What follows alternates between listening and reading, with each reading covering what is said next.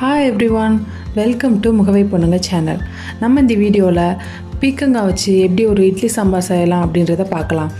பீக்கங்காவில் எல்லாருமே கூட்டு செஞ்சுருப்போம், பொரியல் பண்ணியிருப்போம், இந்த மாதிரிலாம் செஞ்சுருப்போம். ஒரு சாம்பார் செய்யலாம் அப்படின்றது யாருக்குமே மேக்ஸிமம் தெரிஞ்சிருக்காது. அதை எப்படி பண்ணலாம் அப்படின்றத பார்க்கலாம். பீக்கங்காவோட தோலை நல்லா சீவி எடுத்துட்டு இந்த மாதிரி சின்ன சின்னதாக கட் பண்ணி எடுத்துக்கலாம். அதுக்கப்புறம் பார்த்திங்கன்னா இதில் பாசிப்பருப்பு தான் சேர்த்துருக்கேன். பருப்பு 200 கிராம் எடுத்துக்கலாம். அதையும் நம்ம குக்கரில் சேர்த்துக்கலாம். அதுக்கப்புறம் பார்த்திங்கன்னா பச்சை மிளகாய் ஒரு 4, வெள்ளைப்பூடு ஒரு 2 இது சேர்த்துக்கலாம். பெரிய வெங்காயம் 1 சேர்த்துருக்கேன். இது எல்லாத்தையும் உள்ளே சேர்த்துருக்கேன். அது மாதிரி ஒரு தக்காளி, ஒரு பெரிய தக்காளி சேர்த்துருக்கேன்.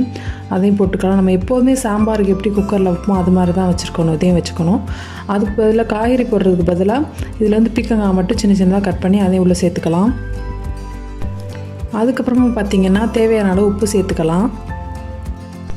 உப்பு சேர்த்ததுக்கப்புறம் மஞ்சத்தூள் சேர்த்துக்கலாம். இதுக்கு மஞ்சத்தூள் தவிர வேறு எந்த பொடியும் சேர்க்கணும்னு அவசியம் கிடையாது. நம்மளோட காரத்துக்கு பச்சை மிளகா சேர்த்துருக்கோம். அது மாதிரி தாளிக்கும் போது காஞ்ச மிளகா சேர்த்துக்கலாம். இந்த மிளகாத்தூள் இந்த மாதிரி சேர்க்கணும்னு அவசியம் கிடையாது. இதை ஒரு தடவை நல்லா கலந்து விட்டுக்கலாம். நல்லா கலந்து விட்டதுக்கப்புறம் குக்கரை மூடி வச்சிடலாம். 3லேருந்து 4 விசில் வரைக்கும் நல்லா விட்டு எடுத்துக்கலாம். 4 விசில் வந்துருச்சு. இப்போ ஓப்பன் பண்ணி பார்க்கலாம். நல்லா கரைஞ்சி வந்திருக்கு. இந்த மாதிரி தான் வந்திருக்கணும், பார்த்துக்கோங்க. இந்த சாம்பாரை நாம் இப்போ தாளிச்சிட்டுக்கலாம்.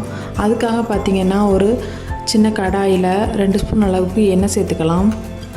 அதுக்கப்புறம் 1 டீஸ்பூன் அளவுக்கு நெய் சேர்த்துக்கலாம்.